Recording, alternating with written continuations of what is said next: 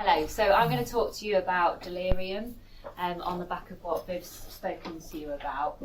So from the session today, I want you to be able to define delirium and understand the different types. We'll go a bit about the prevalence of delirium and how you're seeing it in your areas of work, go through possible causes, which we've already discussed, and then explore some of the treatment options. So what is delirium? Anybody want to hazard a guess at the definition? No? So some people refer to it as an acute confusional state, and that's how it was referred to in the previous presentation. Common syndrome characterised by disturbed consciousness, cognitive function or perception, with an acute onset, fluctuating course, developing over 1 to 2 days. And I've put in bold some of those key things. So it's about that acute onset for people, fluctuating, and that development over 1 to 2 days. Who sees delirium in their practice? People? So it's really, really common, and in certain settings it's common. Palliative care and intensive care wards see it 85% of their patients. Long-term care settings as well, so residential homes, be that nursing or residential, and also medical wards. And we know that people who are having surgery will at a higher risk of going on to develop delirium.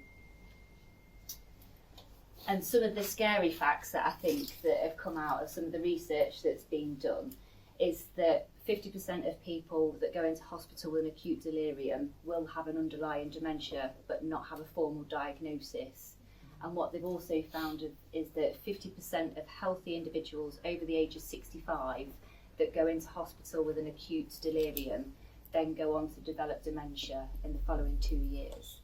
And there's some research being done to understand the links between dementia and delirium. It's not fully understood yet why there's a correlation between the two. So the types of delirium we've gone through in that first quiz.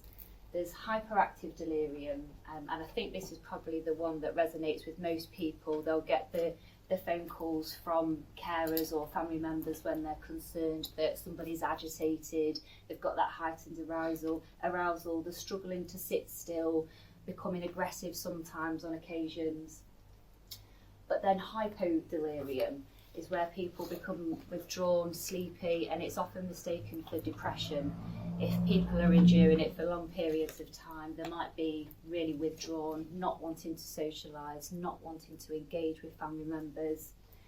And then we have some people who suffer from a mixed presentation. So they can have that heightened arousal, be really agitated, but then have episodes of being really withdrawn. And they can be quite difficult to manage and to understand what's going on with them.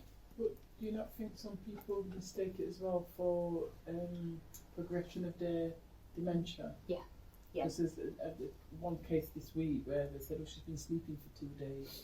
So, but then it could be delirium, or is it a dementia? Yeah, and that's the challenge, isn't it? Mm-hmm.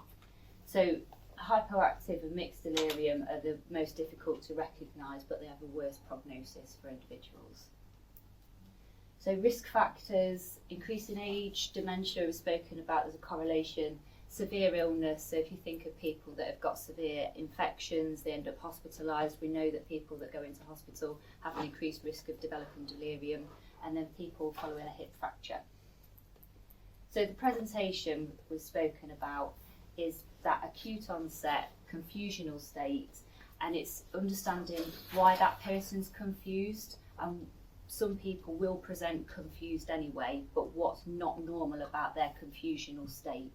So if there was a lady in a care home up in Mansfield that had a diagnosis of dementia, and you could not communicate verbally with her, but when she got a urine infection, you could have a conversation with her. And that was her acute confusional state. But anybody visiting as a health professional would have thought that would have been normal for her because she was then able to articulate everything that she needed to say. So it's understanding what is normal for that person. So the symptoms, again, will vary in individuals. So for cognitive function, it can be worsened concentration, slowed down responses. So when they're moving around or trying to speak, that they become slower in doing so.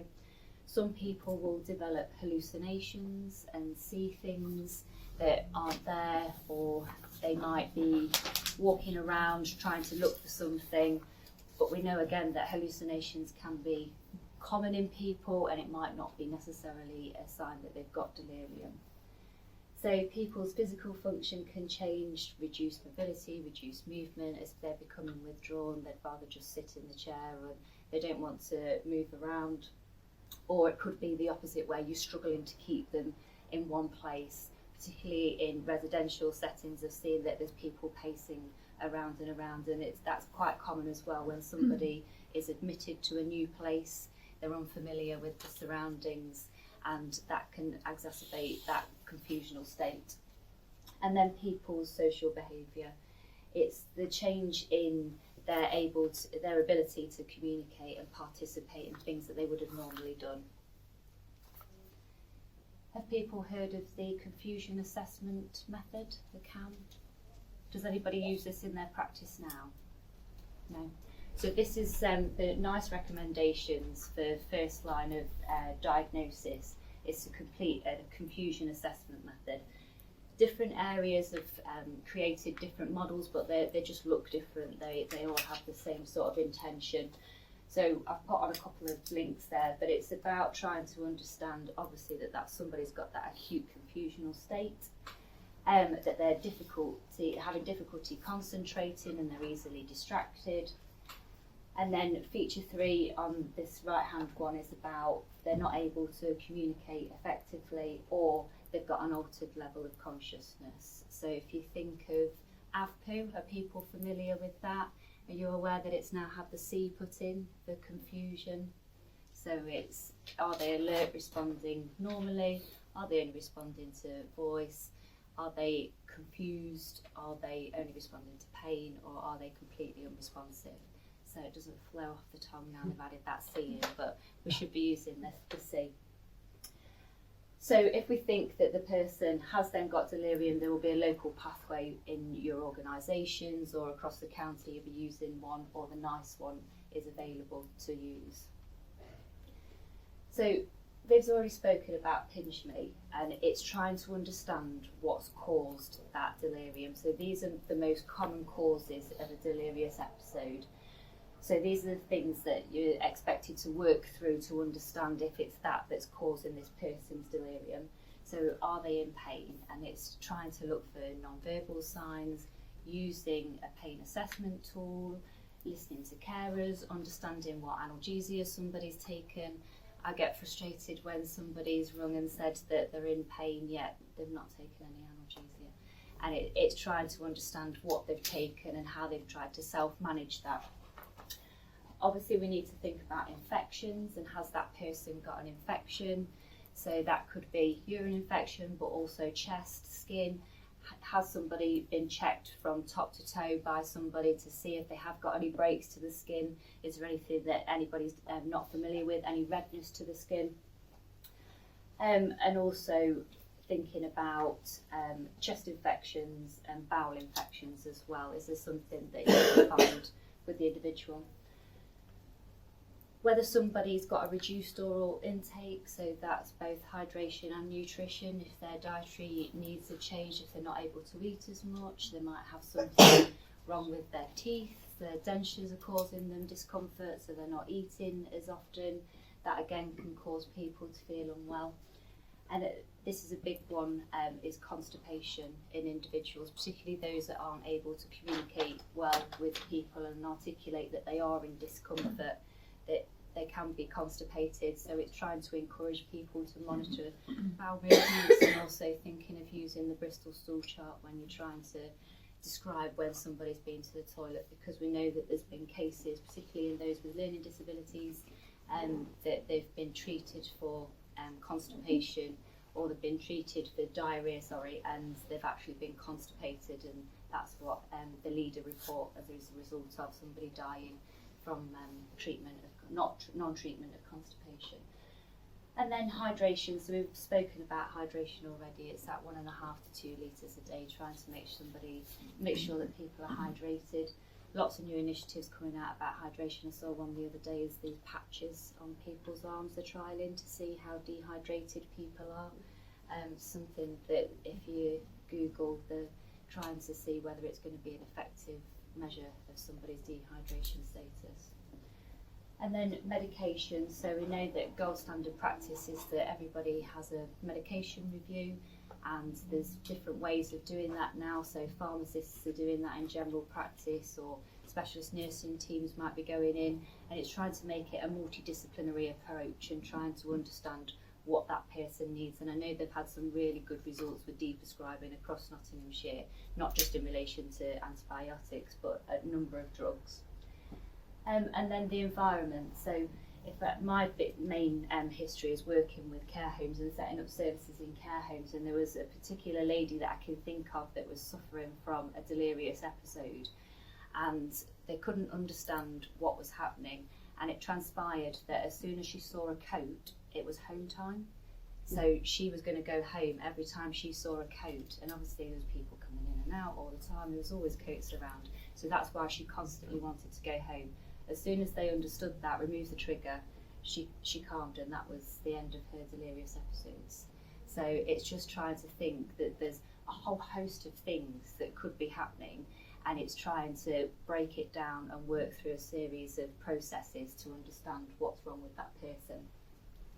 On the previous Pinch Me that was on Viv's slides, that's for use in mainly in primary and community care. In secondary care, sometimes they add an extra E on for the electrolyte imbalance, depending on what tests and things they're doing, but we don't tend to use that so much in primary care. And the main thing to think of is that sometimes there is more than one cause, so it could be that they are dehydrated and constipated, so that you're going to have to work through all of the things to find out what's causing that person's delirium, rather than getting to the first one, treating that, but then there's something else as well. So in terms of diagnosis then, once you've done your camp, it's recording a set of observations, so to understand whether that person is acutely unwell, is there an infection present, so it'd be doing something like your National Early Warning Score 2 or whatever you've got in your practice area to ascertain whether it is an infection, because that would be sort of the first thing that we want to rule out. Using the Pinch Me algorithm to understand at each point which you may be experiencing, and then seeking the advice if you're not comfortable with why that person may be presenting like that. And then the management is obviously treat the cause, and again it might be more than one cause, and it's important that we try and keep the person with familiar faces, routines, out of the way of loud noise and things, try and keep them in quiet environments so they're not overstimulated. And then sedatives are used as a last resort. On the NICE guidelines, it's the sort of last thing that they're doing. It's a low dose of haloperidol that they would recommend for treating, but you have to have exhausted every other thing before you go in with the sedatives. So it's to remember that it is an acute condition, but people may present to you during a delirious episode, which can be the challenge. So you will not necessarily see that build up, so you don't know what's normal for them. And for people that do work in long-term care settings, that person may be delirious just because they've then been presented in that care setting. And it is mistaken for dementia, because if people have got that episode, if they're older, then people might just think that's normal for them. So it's trying to understand whether they have had that confirmation of a dementia diagnosis or not. And that the challenge is that it's not easily diagnosed, but we do see it quite frequently. So I've put some further resources up on there. The British Geriatric Society have done a huge amount of work on delirium and continue to do so. And there's something called the 4A test as well, that has started to be used in secondary care, but they've not really rolled it out into primary care at the moment, but it's just something to look out for.